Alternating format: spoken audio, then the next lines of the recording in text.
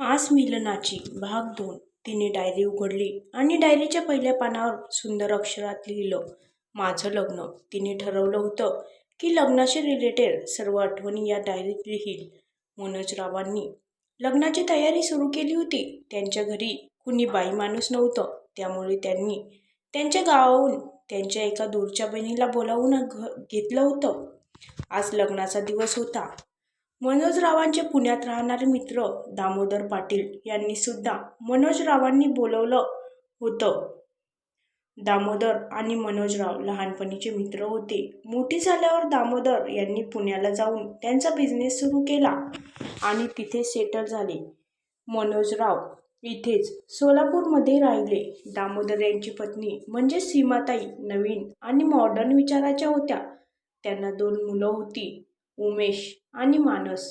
ते सुद्धा आज लग्नाला येणार होते. माधुरी आतुरतेने त्यांची वाट बघत होती. तिच्या आईच्या निधनानंतर तिला सीमाताईकडूनच आईचं प्रेम मिळालं होतं. ते लोक दरवर्षी काही दिवसांसाठी सोलापुरात येऊन सुट्ट्या घालवायचे.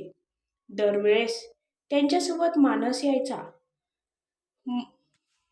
समवयस्क असल्यामुळे माधुरी आणि मानसचं खूप जमायचं. दोघे खूप चांगले मित्र होते. दूर राहून सुद्धा त्यांची मैत्री खूप घट्ट होती. माधुरी उमेशला कधीच भेटली नव्हती, कारण तो कधीच सोलापूरला आला नव्हता. माधुरी नवरी बनून तयार होऊन बसली होती. मानस सारखं तिला चिडवून जात होता. मनोजराव तर माधुरीला नवरीच्या रूपात बघून खूप खुश होते. सीमाताई आणि दामोदर सुद्धा माधुरीची दोष्ट काढत होते. बाहेर सगळे पाहुणे आलेले होते. सगळेजण वरात येण्याची वाट बघत होते. तेवढ्यात मनोजरावांना मुलांकडच्यांचा फोन आला. फोनवर थोडा वेळ बोलणं झाल्यानंतर मनोजरावांची तब्येत बिघडली. त्यांच्या छातीत दुखू लागले. माधुरीने जेव्हा तिच्या बाबांना अशा अवस्थेत बघितलं तेव्हा ती रडू लागली. सीमाताई तिला शांत बसवत होत्या. त्यानंतर ती बाहेर गेली. काही वेळ सीमाताई आणि दामोदर यांनी मनोजरावांशी काहीतरी बोलणे केले. त्यानंतर माधुरीला तिची मर्जी विचारली. बाबांची अशी अवस्था बघून तिने होकारार्थी मान हलवली. त्यानंतर तिच्या भांगेत उमेशच्या नावाचं सिंदूर भरण्यात आलं. ना कसला उत्साह ना कसला आनंद. बाबांची तब्येत सुद्धा सावरत नव्हती आणि ते सुद्धा तिला सोडून तिच्या आईकडे देवाघरी निघून गेले. माधुरी सुद्धा रडत सीमाताई सोबत पुण्याला निघून आली. दामोदर तिला सांभाळत होते. सीमाताईंनी तर 1 मिनिट सुद्धा तिला नजरेसमोरून दूर केलं नाही. आणि मानस, त्याने तर खऱ्या मित्राचं कर्तव्य निभवलं. तिची सावली बनून तो तिच्या पाठीशी उभा होता. पण उमेश, ज्याच्यासोबत तिचं लग्न झालं होतं, त्याने तर अजून एका नजरेने सुद्धा तिच्याकडे बघितलं नव्हतं. पूर्ण प्रवासात असं वाटत होतं की त्याच्यासोबत नाहीये. आणि आताच तो खाली म्हणाला होता की तो हे लग्न एक्सेप्ट करत नाही. मी तर त्याच्या समोर सुद्धा दिसायला नको पाहिजे. का बाबा, का माझ्यासोबत असं का आहे? माझी काय चूक आहे? मी तर कधीच कुणाचं काहीच वाईट केलं नाही. तर माझ्यासोबत असं का झालं? मला हळद पण लागली, माझ्या हातात मेहंदी पण लावण्यात आली, माझ्या भांगेत सिंदूर पण भरण्यात आलं आणि गळ्यात मंगळसूत्र सुद्धा घालण्यात आलं, तरी सुद्धा माझं लग्न अपूर्ण का राहिलं? का बाबा, का? म्हणत ती हमसून हमसून रडू लागली. बाहेर दरवाजात उभा असलेल्या सीमाताई सुद्धा हे सगळं ऐकून रडू लागल्या. त्या धावत दामोदर यांच्याकडे गेल्या आणि त्यांना सगळं काही सांगितलं आणि रडू लागल्या. आपण माधुरीचं लग्न उमेशसोबत करून काही चूक तर केली नाही ना? सीमाताई म्हणाल्या. नाही बाईसाहेब, आपण काही चूक केली नाही. खरं तर उमेश चूक करत आहे माधुरीची साथ न देऊन. आपण माधुरीला चांगल्या प्रकारे ओळखतो. तिच्यापेक्षा चांगली मुलगी उमेशला भेटलीच नसती. तू स्वतःला सावर आणि माधुरीजवळ जा. तिला आता तुझी गरज आहे. तिच्या आईची. दामोदर यांनी सीमाताईंना समजवलं. हो मॉम, डॅडी बरोबर बोलत आहेत. तू काळजी करू नकोस. दादू माधुरीला नक्कीच एक्सेप्ट करेन. माधुरी काही अशी तशी मुलगी नाहीये. ती माझी बेस्ट फ्रेंड आहे. आता तर तिला तुझी खूप गरज आहे.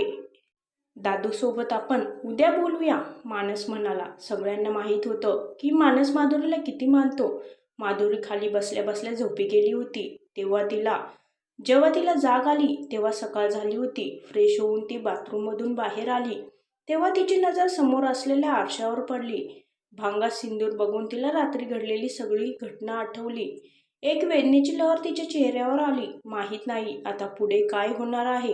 ती खाली आली आणि हॉलमध्ये बघितलं तर सगळे उदास बसले होते. सगळ्यांना असं उदास बसलेलं बघून तिचं मन भरून आलं. डोळ्यात अश्रू दाटून आले.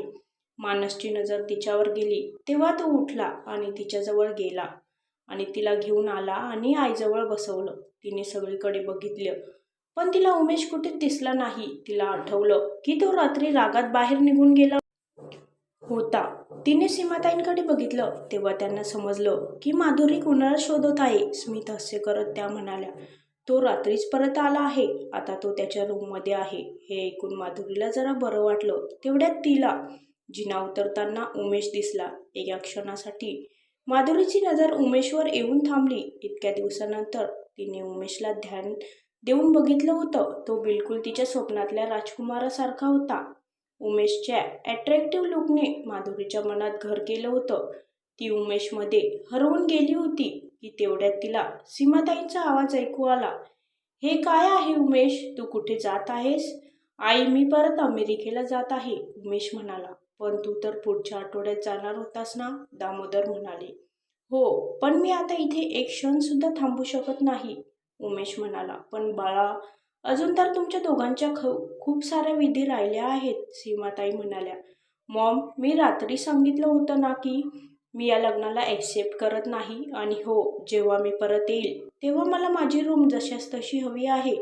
त्याला भीती वाटत होती की तो गेल्यावर मॉम डॅड त्या मुलीला म्हणजेच माधुरीला त्याच्या रूममध्ये राहण्यासाठी पाठवून देतील.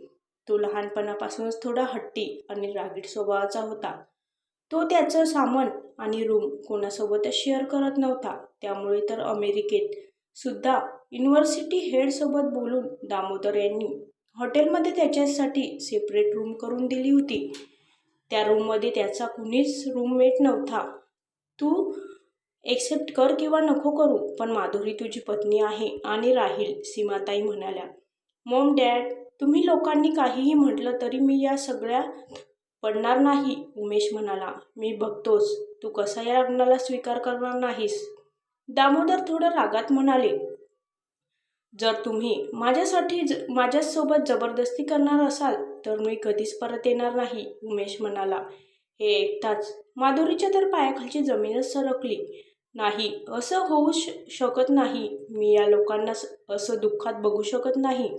यांच्या दुःखाचे कारण मी बनू शकत नाही. माझ्या कठीण प्रसंगी यांनी माझी खूप साथ दिली आहे. माझ्या बाबांची बदनामी होण्यापासून वाचवली आहे यांनी.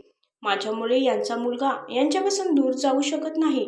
मला स्वतःला सांभाळायला पाहिजे. आणि हे पण बरोबर आहे की सिंदूरमध्ये खूप ताकद असते आणि जर लग्नाचं सुख माझ्या नशिबात असेल तर ते मला नक्कीच मिळेल.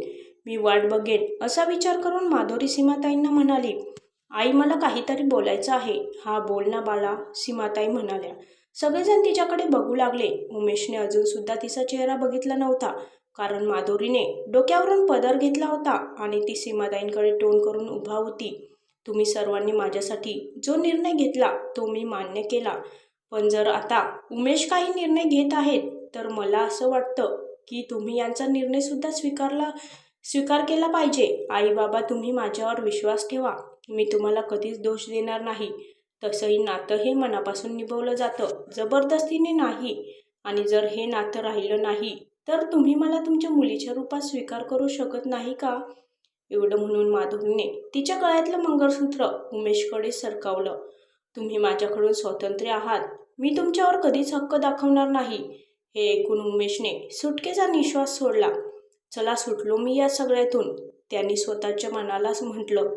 आणि तो पुढे म्हणाला, मी येतो मॉम डॅड, बाय मानस. तो बाहेर निघून गेला आणि मंगळसूत्र आईच्या हातात देऊन म्हणाला, मी याचं काय करू? पूर्ण हॉलमध्ये शांतता पसरली होती. सगळ्यांच्या चेहऱ्यावर दुःख होतं. माधुरी शांतता भंग करत म्हणाली, आई बाबा, मला माहीत आहे माझ्या या निर्णयामुळे तुम्ही सगळेजण नाराज आहात, पण माझ्यावर विश्वास ठेवा. मला यावेळी हे सगळं बरोबर वाटलं. मी उमेशजींना जबरदस्ती करू शकत नाही. तू बरोबर बोलत आहेस बाळा. आमच्याकडून खूप मोठी चूक झाली. उमेशसोबत तुझं लग्न करून आम्हाला माहीत नव्हतं की तो तुला अशा प्रकारे स्वीकारायला नकार देईल. आम्ही तुझे गुन्हेगार आहोत. आणि दोन्ही हात माधुरीसमोर जोडत सीमाताई म्हणाल्या, आम्ही तुझं आयुष्य बर्बाद केलं आहे. माधुरीला खूप वेदना होत होत्या. तिने सीमाताईंचे दोन्ही हात धरले आणि म्हणाली, आई तुम्ही असं म्हणू नका. ते माझ्या नशिबात नव्हते. यात तुमचा काही दोष नाहीये. माफी मागून तुम्ही मला परक करू नका.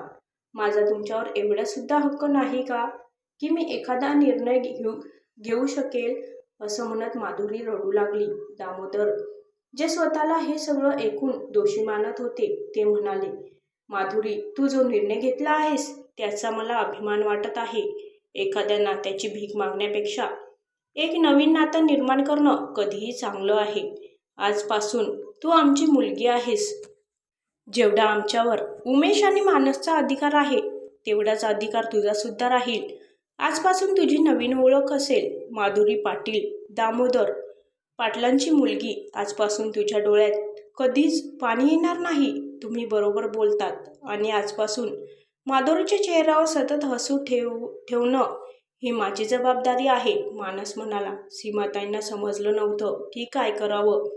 त्यांना तर असं वाटत होतं की माधुरीसारख्या मुलीची साथ मिळाल्यानंतर उमेशचा हट्टीपणा आणि राग हळूहळू निघून जाईल. माधुरीने जेव्हा सीमाताईंना काहीतरी विचार करताना बघितलं तेव्हा ती त्यांच्याजवळ जाऊन बसली आणि म्हणाली, आई मला माहीत आहे तुम्ही काय विचार करत आहात.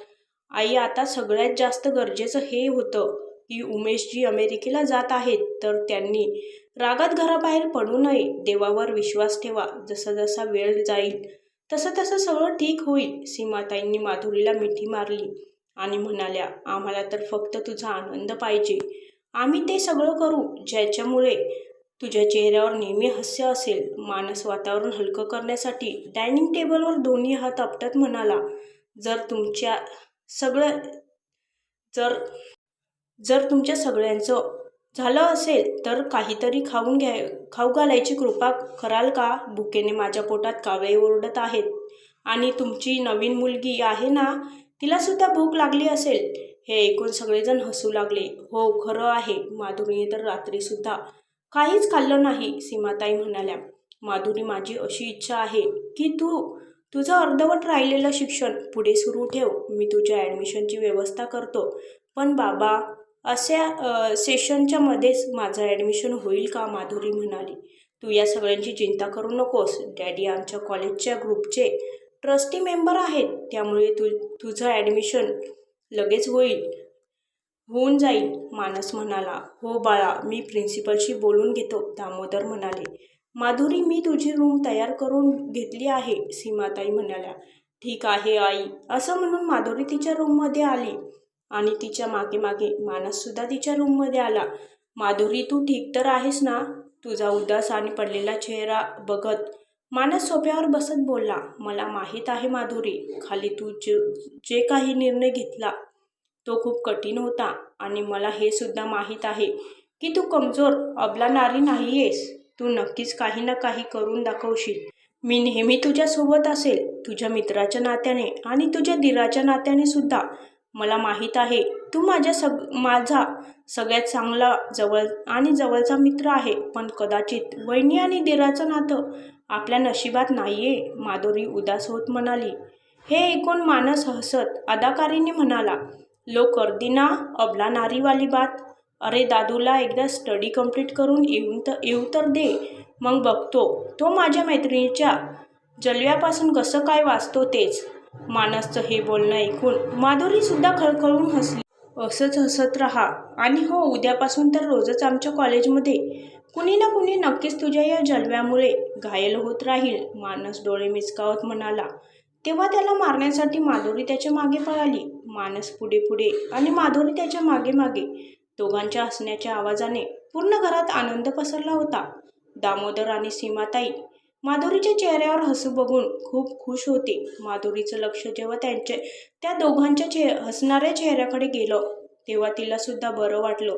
ती स्वतःलाच म्हणाली, बाबा नंतर आता फक्त हे लोकच माझे राहिले आहेत. मी यांच्या आनंदासाठी नक्कीच असेल. आणि तिला उमेशची आठवण येताच ती म्हणाली, भलेही मी मंगळसूत्र काढलं आहे पण तरीसुद्धा तुम्हीच माझे पती आहात आणि मी हे नातं मरेपर्यंत निभवणार आहे. पण सध्या तरी मला माझ्या नवीन आयुष्याची सुरुवात करायची आहे.